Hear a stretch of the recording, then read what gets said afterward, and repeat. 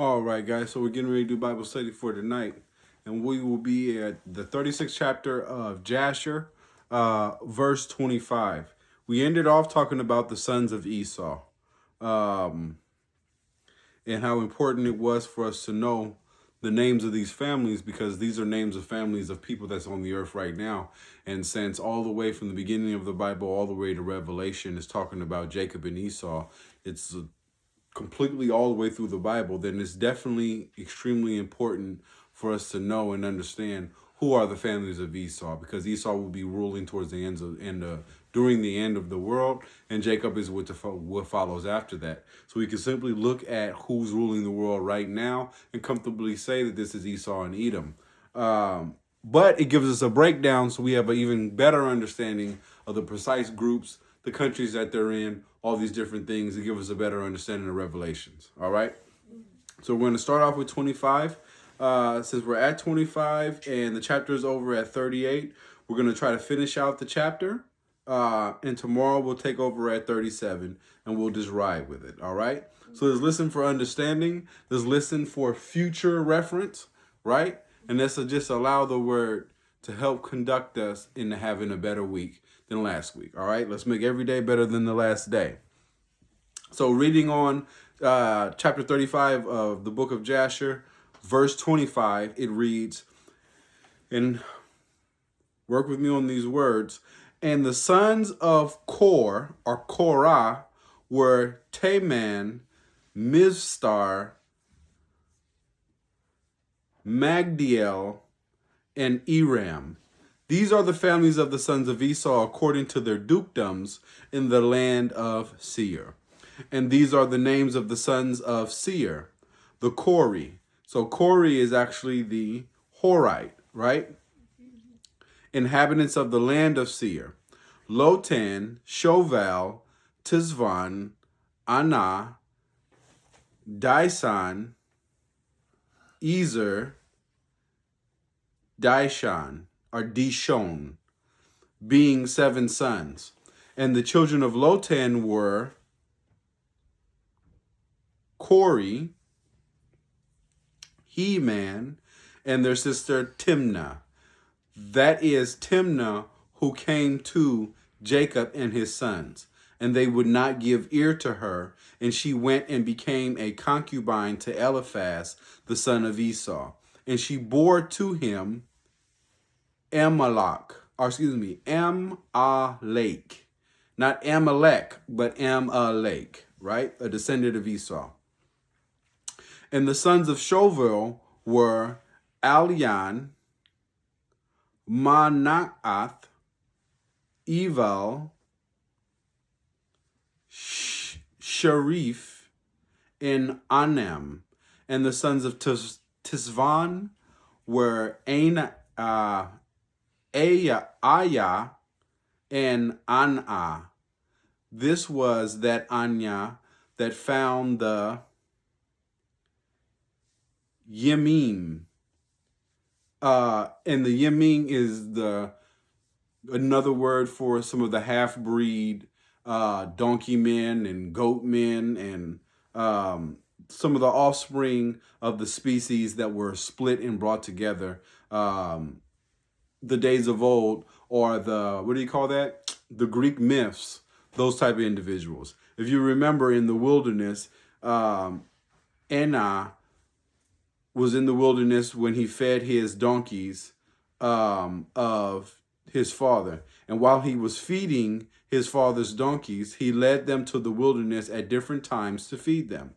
And there was a day that he brought them to one of the deserts on the seashore, opposite the wilderness of the people. And while he was feeding them, behold, a very heavy storm came from the other side of the sea and rested upon the donkeys that were feeding there. And they all stood still. And afterwards, 120 great and terrible animals came out from the wilderness at the other side of the sea. And they all came to the place where the donkeys were, and they placed themselves there. And those animals from their middle downward were in the shape of the children of men. So the bottom half of their bodies, like from their navels down, were men. They were men's legs, Yeah, feet like that, right? And from the middle upward, some had the likeness of bears, and some had the likeness of keepas, with tails behind them from between their shoulders, reaching down to the earth, like the tails of the duchy path. And these animals came and mounted and rode on the donkeys and led them away, and they went away unto this day. Because in hearing this story, I believe I'm not sure if it's in Jasher or if it's in Jubilees, but it breaks down that this literally happened. And when it happened, he tried to chase them, but he wasn't able to chase them. And actually, one of them ran up to him and hit him with his tail.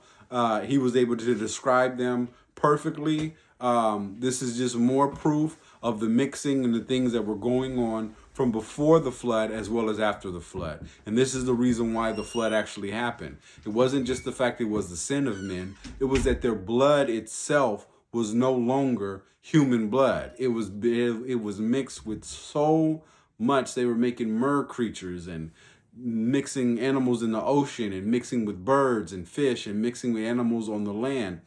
These are the enemy's creations, and they were done in order to destroy the bloodline of men. When Noah was found, it says that Noah was righteous. Well, we all know that Noah wasn't perfect and without sin, for after the flood, what did he do? He turned around and got drunk, right?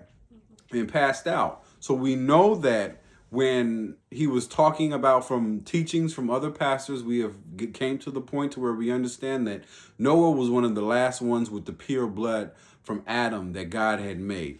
The rest of the world was literally delving in and dealing with witchcraft, what we would call science, mixing of genes and all these different things. Same thing that they do in today. That's why Christ said it would be like the days of Noah.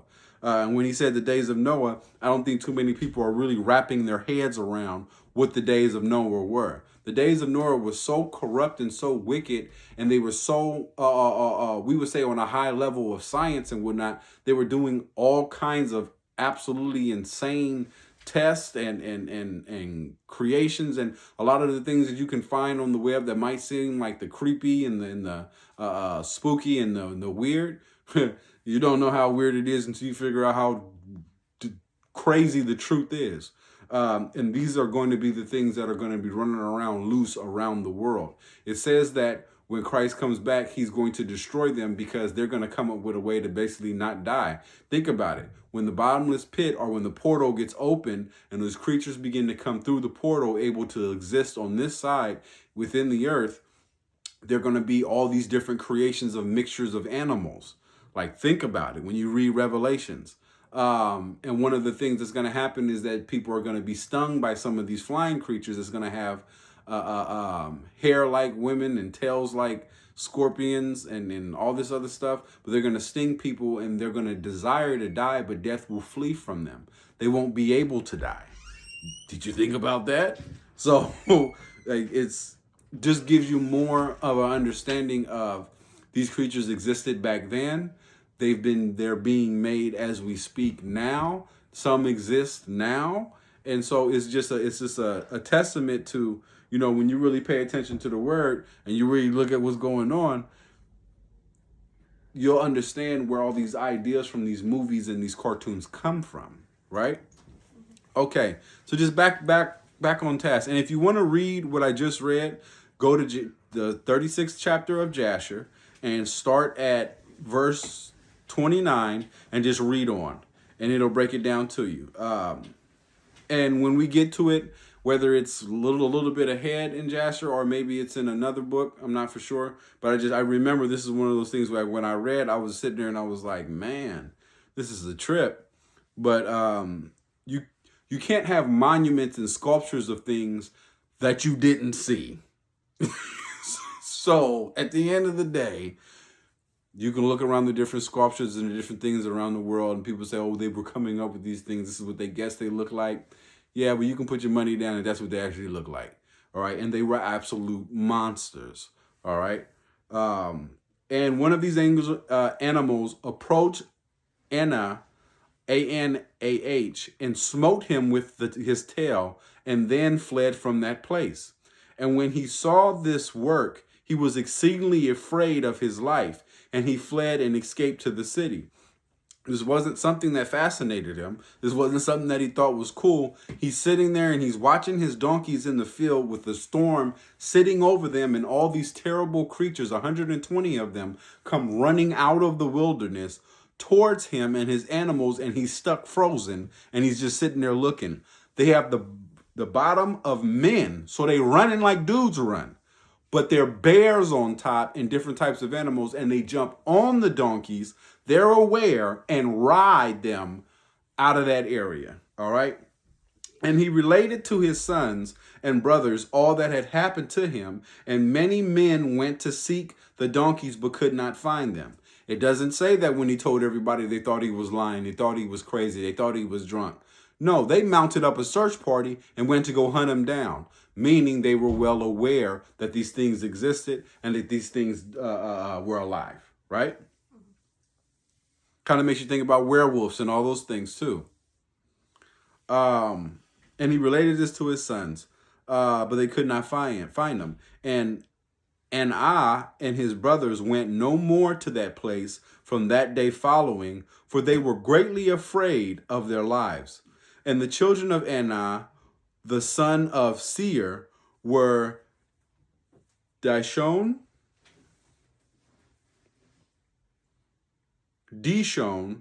and his sister, oh man, this is a wild one, Oholivama.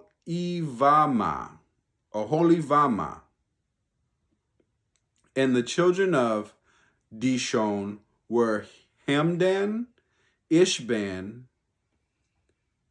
Yitran, and Sharon. And the children of Ezer were Bilhan, Zaavan, Aquan, and the children of Dishan were Utz and Aran. These are the families of the children of Seir, the Horites, according to their dukedoms in the land of Seir.